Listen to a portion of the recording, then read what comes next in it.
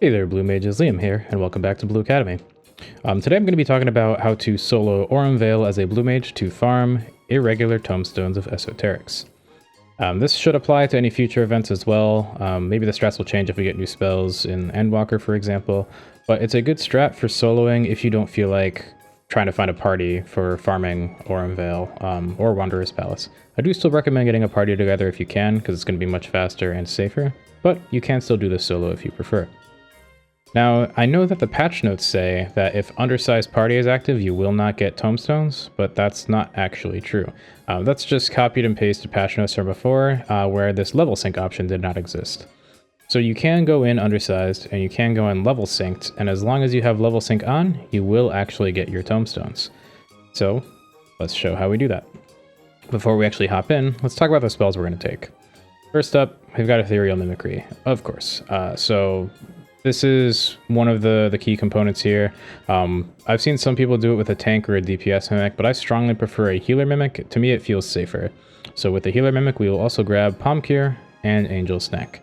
Angel Snack isn't strictly necessary, but for some rooms, it can be helpful to have that heal over time effect ticking. It is quite powerful. Next, we'll be taking as many primal spells as we really can. So we're going to grab Night Bloom, Phantom Flurry, Serpanica, Shock Strike, Feather Rain, Jade Kick, and Glass Dance. We're also going to be taking Cold Fog. This one is quite powerful to take on the last boss. Basically, when you get hit, you then have 15 seconds where you can just cast Shock Strike for free every GCD, so that's quite powerful. I'm going to take Final Sting for finishing off the last boss. Take Doom for killing the first two bosses. They are vulnerable to death effects, and in my experience, Doom has been the safest, fastest, most consistent way to do this. Tailscrew would technically be the fastest, but you would need to get it on your first or second cast, and it's quite inaccurate. We'll take Moon Flute. We'll use this for the last boss as well, just as a little Moon Flute opener. We're going to take Tingle and Triple Trident, as well as Whistle. Whistle will be used for these two, and Final Sting. I've got Acorn Bomb. I don't need this every single run, but sometimes it can be helpful to put enemies asleep as you're running past them, and maybe we'll see that when we run in there.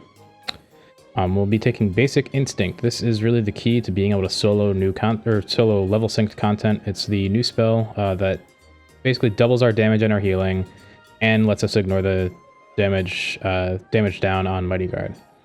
Makes us run faster too, but the main thing is the damage and healing. So that's what lets us have Palm Cure as basically a benediction with no cooldown, and it lets us do plenty of damage, as much damage as 2 Blue Mages. I'm going to be taking 3 different GCD spells here: Sonic Boom, Hydro Pull, and Ram's Voice. Sonic Boom is good for weaving, Hydro Pull is good for gathering up enemies, and Ram's Voice is good for freezing them. To pair with Ram's Voice, we also have Ultra Vibration. This one's quite nice because we weren't really able to do this as effectively before. Part of that was level 5 death doesn't really work in Aurum Vale. Everything is level 47, and they have to be divisible by 5 in order for this to work. So there's a lot of things that we got in the Stormblood patch that lets us actually solo this. So let's go ahead and hop in, and we'll take a look at how to do this. Do note that I'm going to be talking through this whole thing. This isn't going to be a super speed run, so we'll probably finish it'll probably be more like 7 minutes or so, but 7 minutes is still pretty fast. So let's hop in and see what it looks like.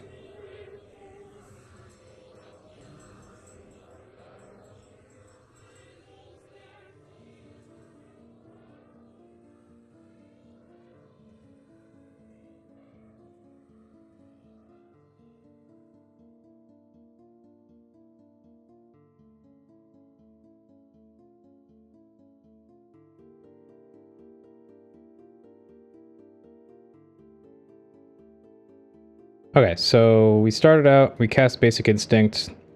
We're just going to run into this first room here. This first room is actually the scariest in my opinion. It's pretty consistent with running this in Duty Finder. The Nyx sees us, he'll lick us and pull him towards him. But what we want to do is come inside here, to the corner, and we're just I'm gonna Swift cast a Ram's Voice there, and then Ultra Vibration.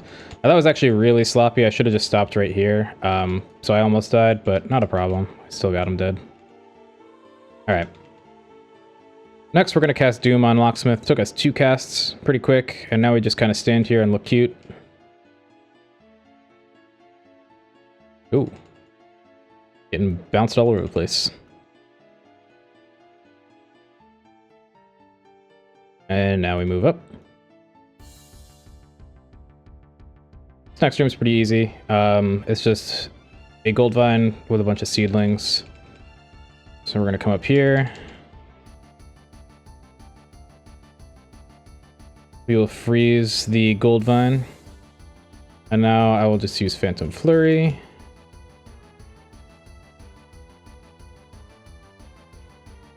And finish those off. So there's some Morbol seedlings that are kind of gonna come through and follow me, but they're weak. We don't really care about them too much. This pull can be sometimes scary. It's usually not too bad though. So we're actually just gonna run up here. Ram's Voice. Palm Cure. We'll do another Ram's Voice just because not everything got hit by the first one. Use our Suparnica. Shock Strike, Glass Dance, and Feather Rain. Okay, so those things will die.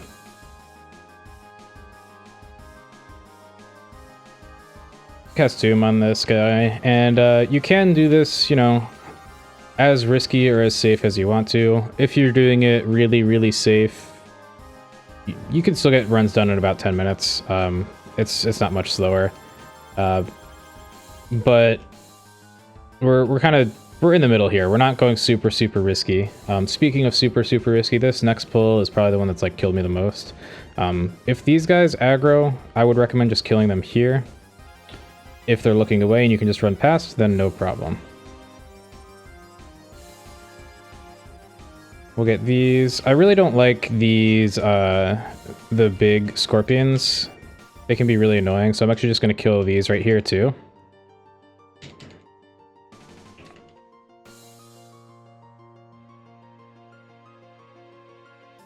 So, oops, keep hitting Sonic Boom. Muscle memory's all messed up with this spell loadout.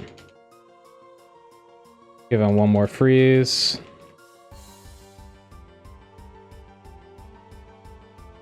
We'll just heal up.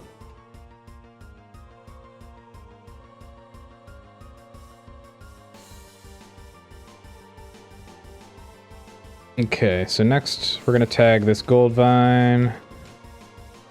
Use a Ram's Voice here. Use another Ram's Voice so we actually get that gold vine.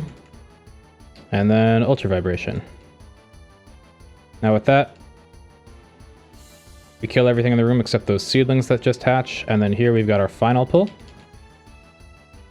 I'm going to freeze these, and I'll use Phantom Flurry. Phantom Flurry is great for clearing out packs because it does not have damage fall off. It does the same damage to every single target. Okay, cool.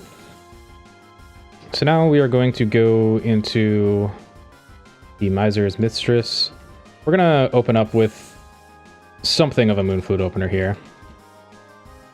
We don't have Phantom Flurry, but that's not a problem. We're also missing things like Matra Magic and Rose of Destruction, but it's still worth it for us to do this.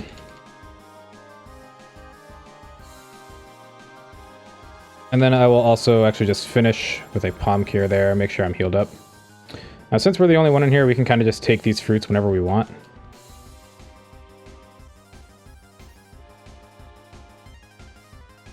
That Vine Probe hits really hard, so when you can, try to not be right in front of Miser's Mistress. But you can also just heal up afterwards. Okay, so next, we're going to hit our Cold Fog. Timed well with this Burrow. And then we just start blasting. She's going to come over here and create these seedlings. Hit us with another Hook Burrs. So for this, we will actually heal up. There's a Bad Breath. I think she'll follow up with a Vine Probe. Yep, so we just make sure we're not in front, and we're fine. Okay, so actually, I shouldn't have used those primals, because at this point I should be Moonfluting and trying to finish. Oop. Let's eat a fruit really quick. Okay, so we are going to Tingle, Moonflute, oop, the casual Palm Cure in Moonflute here. But we'll do a Whistle, Tingle, and Final Sting. Now, the boss has about 70,000 health, and my Final Sting did 18,000. So, the really safe point is about 20% is when you can Sting if you don't have any crits or direct hits. But you can see, so before we came in here, we had 47 tomestones, and now we have 51. So it definitely does work. So we didn't end up using Acorn Bomb, and that's fine. You could take other things, like you could grab Rose of Destruction if you want. There's some other changes that you could make here based on your own comfort, but this is the loadout that I like to go with for this. Our total time there was 6 minutes and 4 seconds, and that was with quite a number of mistakes and me talking through the whole thing. So it's pretty reasonable to get down to about 5.5 minutes, even lower if you're really pushing it. But this is just a nice quick way if you want to hop in and farm some tomestones and not have to find a party. I will be showing how to solo other dungeons in the future, but since this is the most timely one, I figured I would show this one right now. The same strats, like I said, do apply to Wanderer's Palace. That's another one where you can get your tomestones. So feel free to do it there. This one is actually safer, but it is slower. Aurum Vale itself can be made pretty safe if you do the things that I showed here. So that's all. If you've got any questions, feel free to ask. Any requests for other content, also feel free to ask. So that's all for today, and thank you for watching.